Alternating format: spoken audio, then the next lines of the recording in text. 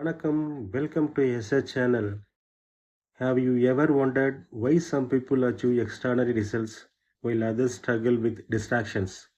Today, we are going to review a deep work book which is written by Carl Newport, which books gives you improve focus, eliminate distractions, and get more done in less time. Let's discover these powerful lessons from this amazing book. Let's get started. Welcome to This Explainer. I was recently diving into some absolutely fascinating research on how we work today. And wow, it really highlighted a massive digital distraction crisis. Our attention is constantly being pulled in a million different directions, right? And it's taking a huge toll on our ability to produce truly meaningful work. But the text points to this game-changing concept called deep work as a way to navigate this whole mess. Going through this material completely changed how I think about focus, and I'm super excited to share it with you. It raises a really urgent, kind of scary question. Is technology making your skills obsolete? Think about it. Every single time we give in to a ping, a random notification, or just a quick scroll, we're actually training our brains for distraction. In a world where AI and super complex tech are advancing like crazy, simply being busy just doesn't cut it anymore. The research argues pretty bluntly, if you can't focus, you really can't compete. So here's how the source breaks this all down for us. First, what is deep work? Second, winning the new economy. Third, core success abilities. Fourth, the distraction threat. And finally, strategies for deep focus. All right, let's just jump right into Section 1. What exactly is deep work? The source defines deep work as professional activities performed in a state of distraction-free concentration that push your cognitive capabilities to their absolute limit. Notice, we aren't just talking about working hard here, or, putting in long hours while checking your email every 10 minutes. It's about taking your brain and pushing it to its absolute limits without a single digital interruption. According to the text, this highly focused state is exactly where true, irreplaceable value is created. And that brings us to Section 2, winning in the new economy. The text contrasts two totally distinct realities in the modern workforce. On one hand, you have easily replaced laborers who perform routine tasks and, get easily distracted. For them, the modern economy is highly unforgiving because those roles are increasingly being automated. But on the flip side, you have high-skilled superstars who can master complex technologies and deliver elite performance through deep focus. For them, the rewards are absolutely massive. In today's landscape, being easily distracted literally means being easily replaced. So who actually wins here? The material identifies three specific groups of people who will thrive in this new environment. Number one, high-skilled workers who can brilliantly collaborate with complex technology. Number two, superstars who are the absolute best in their field. And number three, owners with the capital to invest. Now, since we don't all have millions to invest right this second, the text argues that for most of us, becoming a highly skilled worker or an absolute superstar is really our best, most actionable path forward. Moving right along to Section 3, core abilities for elite success.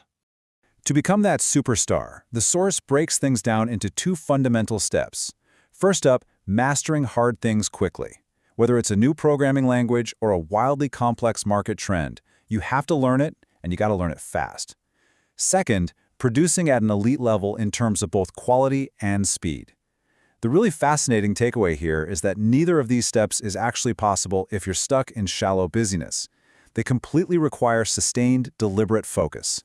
The text actually presents a really compelling formula for this. It goes like this. High-quality work produced equals the time spent multiplied by your intensity of focus. It's a striking insight because, honestly, most people completely ignore that second variable.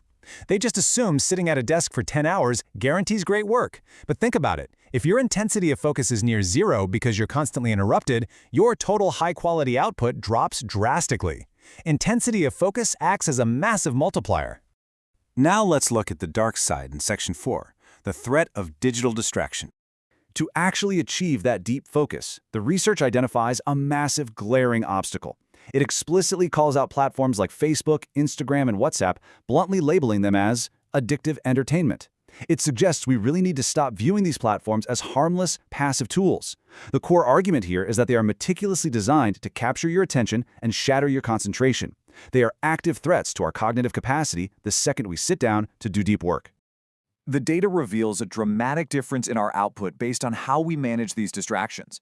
Imagine trying to learn a really complex topic. If you're distracted, replying to the occasional message, keeping a bunch of tabs open, it might take 5 agonizing hours to master that material.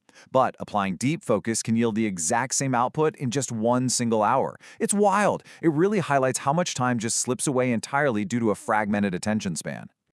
Okay, time for these solutions. Section 5, Strategies for Deep Focus. The source outlines 4 distinct philosophies for achieving this focus, suggesting you can just pick the one that fits your actual life.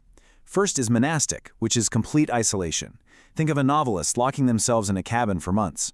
Then there's bimodal, which divides your time clearly, like a professor who teaches on Tuesdays and then retreats to an uninterrupted lab the rest of the week. Rhythmic relies on a rock-solid daily habit, like always doing your deep work from 6 a.m. to 8 a.m., no matter what. And finally, journalistic, which is the ability to drop into deep focus anywhere, anytime you have a free hour, kind of like a reporter on a strict deadline. For tactical execution, the source basically recommends taking radical control of your digital environment. Rule number 1, strictly schedule your internet use. Instead of just browsing whenever you feel like it, you keep dedicated times for connectivity. Rule number 2, quit or heavily restrict addictive social media if it doesn't serve a core, meaningful goal. And rule number 3, schedule your entire day. And when the text says to schedule your day, it means taking it to the absolute limit. It points out how elite performers will sometimes schedule their time down to 5-minute blocks, literally 5 minutes. By assigning a task to almost every 5-minute increment of the workday, they ensure that absolutely 0 time is lost to mindless scrolling or just sitting there wondering what to do next. You dictate the rhythm of your day, rather than just reacting to whatever random distraction pops up. To put all this into practice, the source suggests doing a simple focus on it. You take a daily activity, honestly categorize it as deep or distracted, and then assign a strict action. For example, scrolling Instagram. That's categorized as distracted, so the action might be to eliminate or severely restrict it. Writing a complex report? That's deep work, so you schedule it intensely. Checking WhatsApp? Distracted, so the action is to batch process it, meaning you only check it, say, twice a day, instead of leaving it open on your screen all day long. So, based on all these incredible insights, the text leaves us with one seriously powerful question. What will you do with the next hour of your day? Will it slip away into shallow, distracted busyness, or are you going to lock in your focus and start cultivating that deep work? Well, thanks so much for joining me on this explainer, and I'll catch you next time as we continue to break down the ideas that truly matter.